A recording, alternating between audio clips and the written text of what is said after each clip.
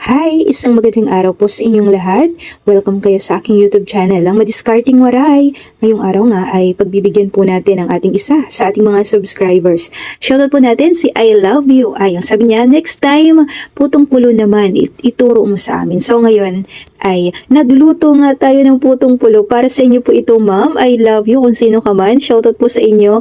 Itong ating putong pulo ay ibang version po ito. At pasasarapin lalo natin ang inyong putong pulo. At first time ko nga natikman ang putong pulo sa Marikina nung time na wala na talaga ang akong budget. Yun na lang talaga ang nabili ko.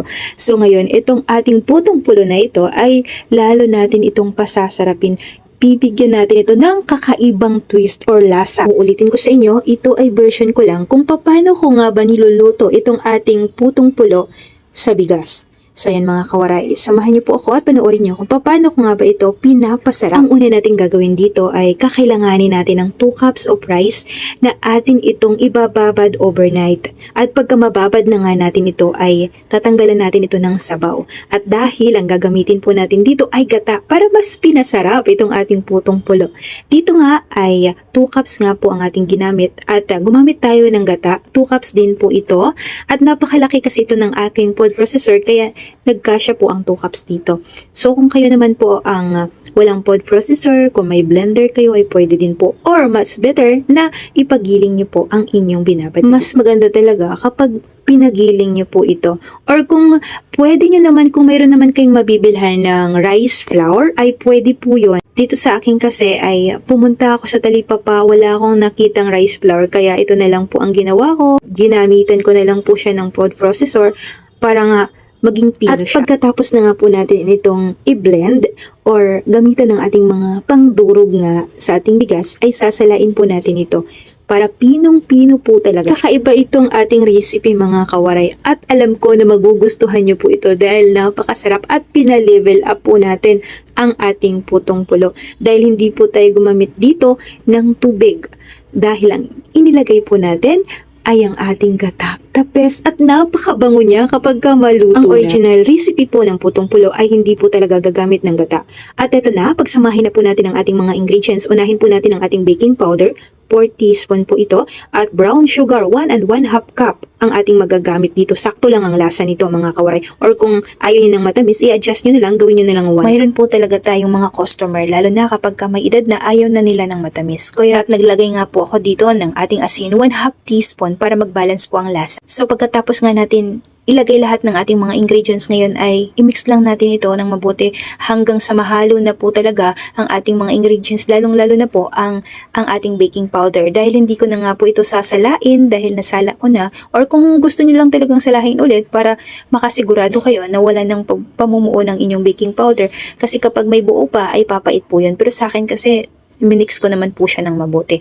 At ngayon ay lalagyan po natin ito ng pangkulay, which is yung ating annatto seeds.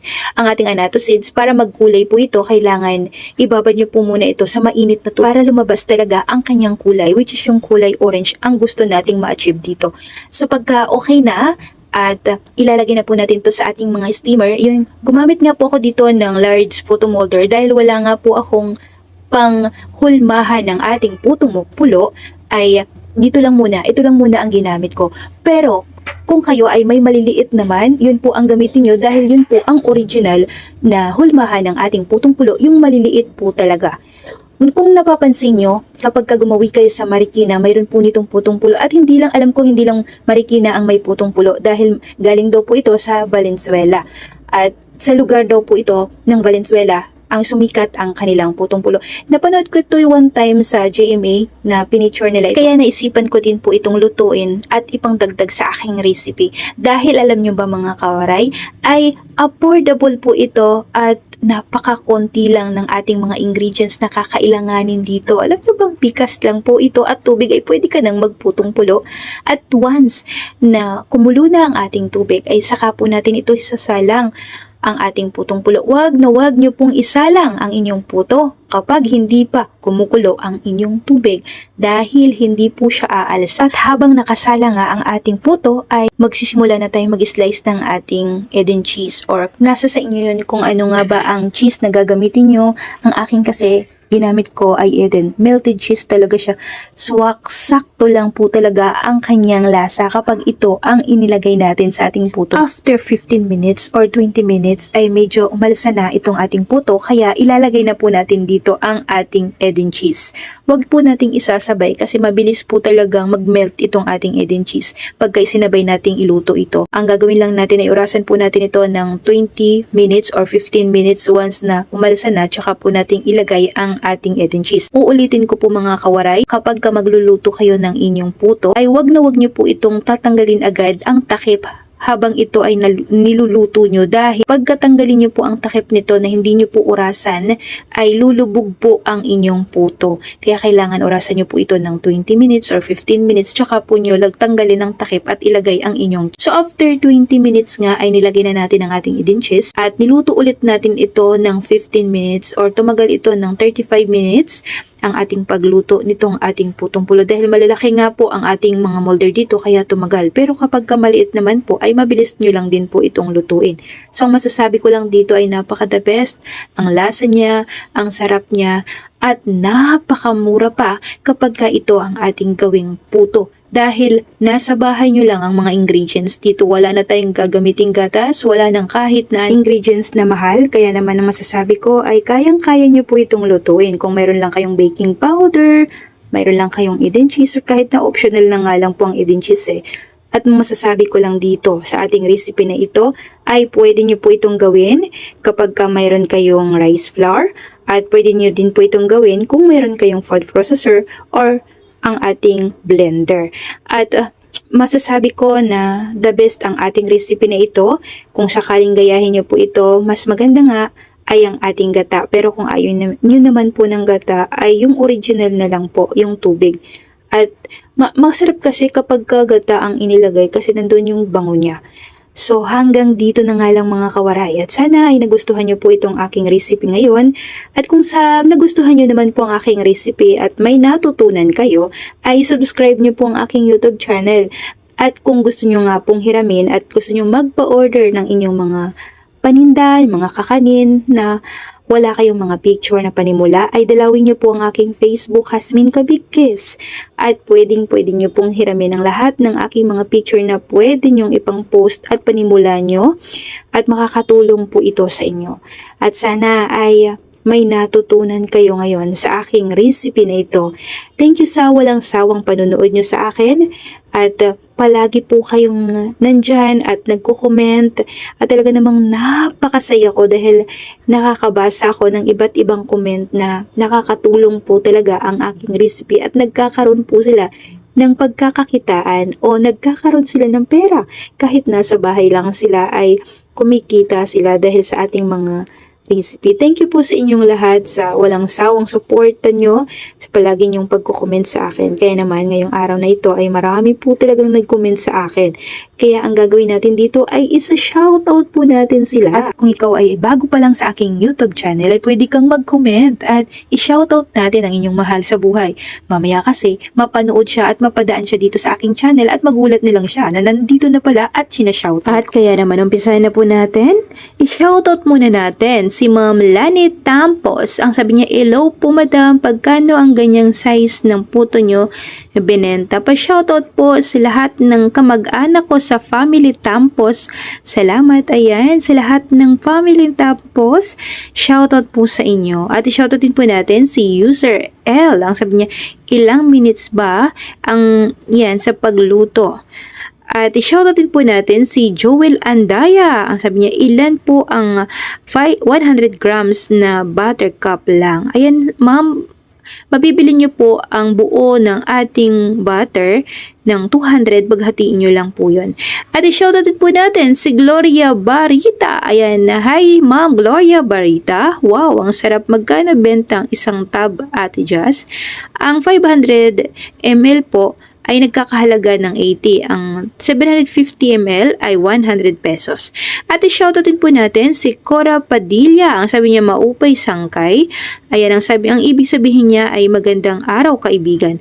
At i-shoutout din po natin si user N. Ang sabi niya, hello, good morning kawaray. Pwede ba bang coconut oil kung walang butter. Salamat! Para kasi sa akin, ma'am, kapag ka nagluluto ako, instead na oil, butter talaga dahil nandun po yung lasa niya, yung linamnam ng inyong butter. Or kung wala kayong butter, pwede rin naman pong margarine. Mas mura lang din naman po yun. At i-shoutout din po natin si Cora Padilla, ang sabi niya salamat po, Kawaray. At i-shoutout din po natin si Milagros Villamar. Good morning, Kawaray. Try ko pong lutuin ang lami kaayo. Ayan. Naintindihan niyo po ang lami kaayo. Ang ibig sabihin lang po nun, napakasarap daw. Sobra, ang sabi ni Ma'am Milagros Villamar. Shoutout po sa inyo, Ma'am Milagros Villamar, at sa family nyo. Thank you po sa panonood nyo sa akin. At i-shoutout din po natin si Ma'am Marisa Bombales. Hi, Ma'am! Shoutout po sa inyo, ma-open na adlaw, Kawaray. Ilang araw kong na-miss ang mga niluto mo. Busy lang po, bagong recipe naman ang aking nagagawa. Thanks. Thank you, Ma'am Marisa Bombales. Okay lang po yan. At i-shoutout po natin si I Love You nang siya nga po ang nag-request nito. Hindi ko siya inurungan. Next time, putong pulo naman ang ituro mo sa amin. Ayan, Ma'am. Congrats sa iyo at natupad po ang inyong sabi. Kaya naman, ito na nga po, niluto ko po ang request nyong putong pulo. At i-shoutout din po natin si Ma'am Melanie Villamar. Kapag po sa Ilianera po ang large size ilalagay, ilang minutes po siya lulutuin, ilang minutes po kapag lalagyan ng toppings at ilang. Hi ma'am, kapag sa Ilianera ay lutuin niyo po ito ng 10 minutes and then lagyan niyo na po ng toppings o lutuin niyo ulit ng nasa 10 minutes or hanggang sa maluto. Yan po ang tamang pagluto niyo, ma'am. At kailangan talaga ay inuurasan bago nyo ilagyan ito ng inyong cheese. Shoutout din po natin si Michael Lapitan. Ang sabi, Michael Lapitan. Ma'am, anong sarap po ng cake? Gusto ko po matuto. Ayan, panoorin niyo po kung paano ko yan niluluto. Shoutout po natin si Jenny Literal. Ayan. Hi, ma'am. Ma'am Jenny Literal. Jazz. Salamat, Jazz. Bagong recipe mo. Try ko magluto. God bless. Wow. Ayan naman. I-shoutout din po natin si Ma'am Florita Idaga. Hi, Ma'am Florita Idaga. Hello po. Lagi masarap luto mo. Sana magsalita mo makita namin ang magandang boses niya. And God bless. 5-star ang bigay ko sa iyo. Wow. Talaga naman si Ma'am. Nakaka-touch naman. Talagang ang sweet niyo po. At i-shoutout din po natin si Maria Risa Valderas. Wow, another recipe naman. Ma-share nyo po. Thank you for sharing. God bless. At hindi natin pahuhuling i-shoutout si Ma'am Sagayapteri. Hi, Ma'am Sagayapteri. Shoutout po sa inyo. Wow, ang sarap naman ng steam puto mo. Ate Jazz, try kong lutuin yan. Maraming salamat. At i-shoutout din po natin si Ma'am Prissy Tulabing. Ang sabi niya, hello Ate Jazz. Gwapa ng Caitlin. Gwapa, ang sarap naman magluto ng cake nyo. Pahingi naman. Ayan. Ayan, ma'am. Shoutout, ma'am. Shoutout kay Ma'am Prissy Tulabing. At hindi nating pahuhuling i-shoutout si Ninita Moiko. Ang sabi niya, sarap naman ng mga recipe po, madiscarding waray at nakakatulong. Gustong magkahanap buhay. Salamat, Ate Jazz. At i-shoutout din po natin si Rose Kua Masina. Ang sabi niya, thank you, Ate Jazz, for sharing this delicious puto. God bless. At i-shoutout din po natin si Teresa Sale. Maulan na umaga, Ate Jazz, Kawaray. Sana'y matry ko ito ngayon para ito na lang ang gift ko. Ayan, ang sabi ni Ma'am Teresa Sale. At i-shout out din po natin si Milrose Milian Mena. Ang sabi niya, wow, thank you very much for this recipe, Ate Jazz. Pandagdag naman po ng pagkakakitaan. God bless always. Shoutout din po natin si User A. Wow, isang recipe nagkakakitaan na naman. Thank you, Ate Jazz. At shoutout din po natin si Ma'am Maria Corazon Tanola. Hi, Ma'am Maria Corazon Tanola. Wow, thank you for another recipe, Ate Jazz.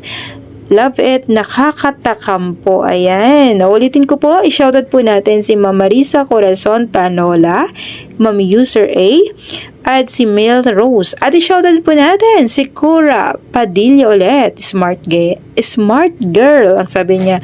At i-shoutout natin si Mom Lily Marmol. Hi Mom Lily Marmol, shoutout po sa inyo. God bless Ate Jazz. Thank you for another recipe at sa mga tips na tamang pagluluto. Gustong matry yan. Hello, pretty Caitlin. Ang yummy naman. Yan. Hi, Ma'am Lily Marmol. Shoutout po sa inyo.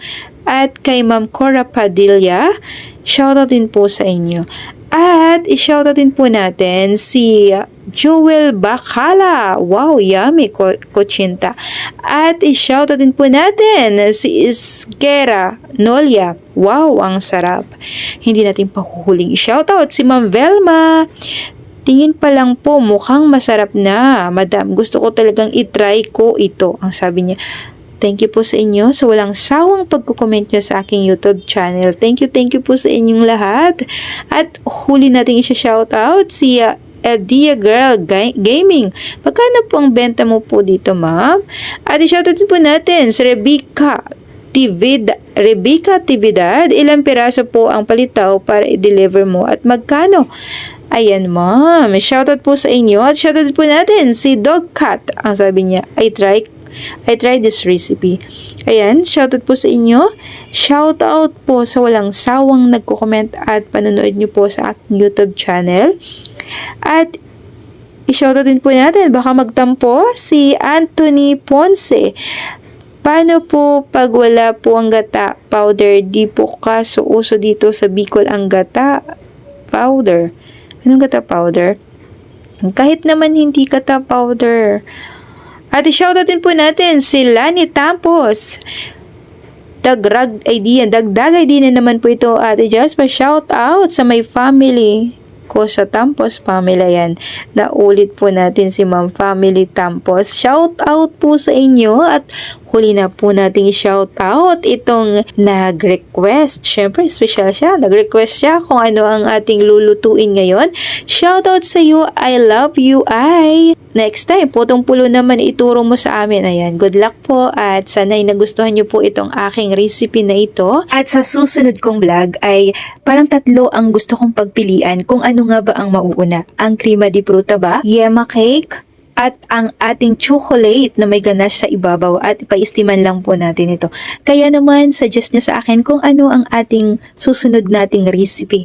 Ang crema di fruta, yema cake o chocolate cake. At hanggang dito na lang mga kawaray. Thank you po sa panunood nyo sa akin. Thank you and God bless po sa ating lahat.